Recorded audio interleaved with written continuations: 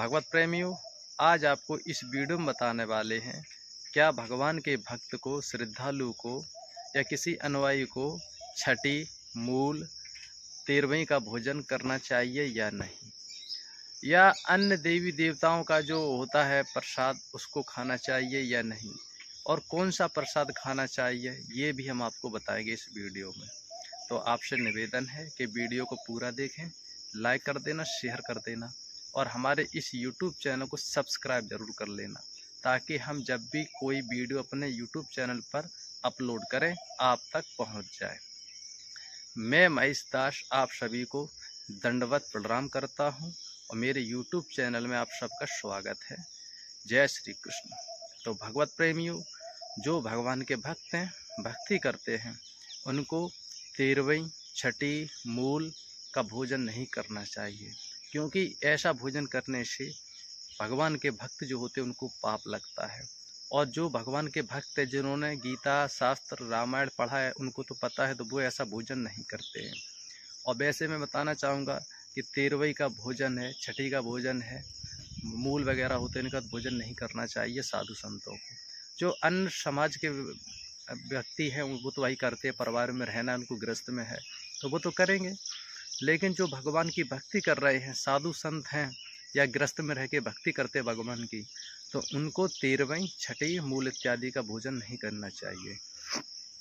अब मैं बताना चाहूँगा आपको कि मान लीजिए कोई अन्य देवी देवता है, जैसे आपने देखा नहीं, कोई जब छोटे मोटे बाबा होते हैं, नदी किनारे मंदिर होता है, किसी तालाब पे मंदिर होता है, कहीं पहाड़ी में मंदिर होता है, उनका आपको प्रसाद नहीं खाना है, याद रखो। क्योंकि ऐसा है, माना जाता है कि जो ऐसे देवी देवताओं का प्रसाद खाते हैं या उनकी कभी कभार पूजा कर लेते हैं, तो क्या होता है, वो बाद में महीने, 2 महीने में, 4 महीने या किसी तीज त्योहार पर आते हैं, घर में परेशान करते, परिवार हर किसी न किसी सदस्य को, मतलब पशु जानवर जो घर में पालते उनको परेशान करते हैं, या हमारे बच्चों को परेशान, मतलब परेशानी करते हैं, परिवार में हैरान करते हैं।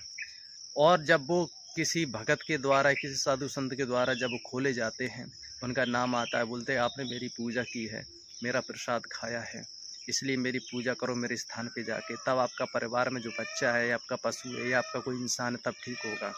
वो फालतू में अपनी टांग अड़ाते हैं, लेना एक न देना दो, फालतू में टांग अड़ाते हैं। अरे भाई, किसी की श्रद्धा होगी तो करेगा, जिसकी नहीं है वो कैसे करेगा? ये तो जबरदस्ती का सौदा होता है ना। ये छोटे मोटे देवता तो 4 ईंटें रख देते हैं ना, छोटी मट्ठी बना दी, बैठा दिया उनको नदी किनारे या कहीं तराई पे बैठा दिया या किसी पीपल के वृक्ष के नीचे बैठा दिया है ना, तो वो ऐसे ही पाखंड होते हैं। कोई मतलब पुजेरू होता है ना, हमारे पुरखा लोग होते हैं, उन्हीं की पूजा करते हैं, उनका स्थान दे दिया। अब वो किसी के पुरखा है, किसी बाबा, किसी के दाऊ चाचा हैं, और पूरा गांव पूजता है, फिर समस्या खड़ी होती। ऐसे पुरखा के जो मंदिर बने होते हैं, जो छोटे मोटे के मंदिर बने हैं ना, नदियों पे बने हैं या कहीं तराहे पे बने हैं, किसी पहाड़ी में बने हैं, जंगल में कहीं बने, जिनको आप जानते नहीं, खाली 4 ईंटें लगी हैं, भगवान का मंदिर ही नहीं, खाली 4 ईंटें लगा रखी, चबूतरा बना दिया, तो ऐसे मंदिरों का प्रसाद नहीं आपको खाना है, ना ही उन पर चढ़ाना है। ठीक है, मैं आपको ये बोल रहा हूँ, क्योंकि ये हमारी मदद तो नहीं कर सकते, लेकिन हमको परेशान करते। ऐसे देवी देवताओं का प्रसाद नहीं आपको खाना है, ना ही चढ़ाना है।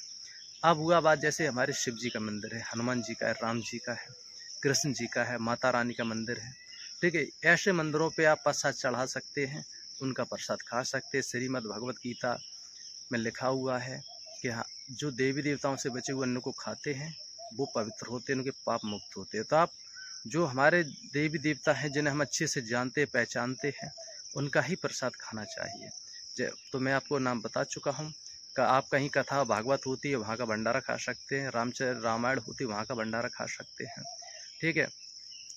लेकिन एक बात और मैं बताना चाहूँगा कि जैसे आप कहीं जाते हैं, सफ़र में कहीं रास्ते में जाते हैं, आपको कहीं भंडारा मिल जाता है, कहीं भंडारा चल रहा है, तो आपको फ्री में भंडारा नहीं खाना चाहिए। चाहे वो जगराता हो माता रानी का, 9 देवी का भंडारा हो, या कहीं कथा हो रही है, भागवत हुई है, वहाँ भंडारा चल रहा है, तो आपको ऐसे भंडारा नहीं खाना चाहिए। आपको ये तो वहाँ मेहनत करनी चाहिए, या 2-4 परस अगर वहाँ आसपास के हैं तो आप वहाँ सहयोग कर सकते हैं, मेहनत करें, वहाँ की व्यवस्था संभालें, ठीक है।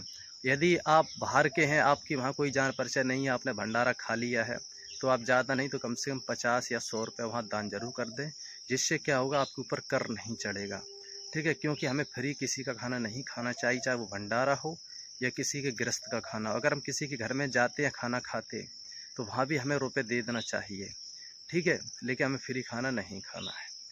तो मैंने आपको बता दिया है कि साधु संत को, भगत को, जो भगवान की भक्ति करते हैं, उनको 13वीं, छठी, मूल इत्यादि का भोजन नहीं करना है।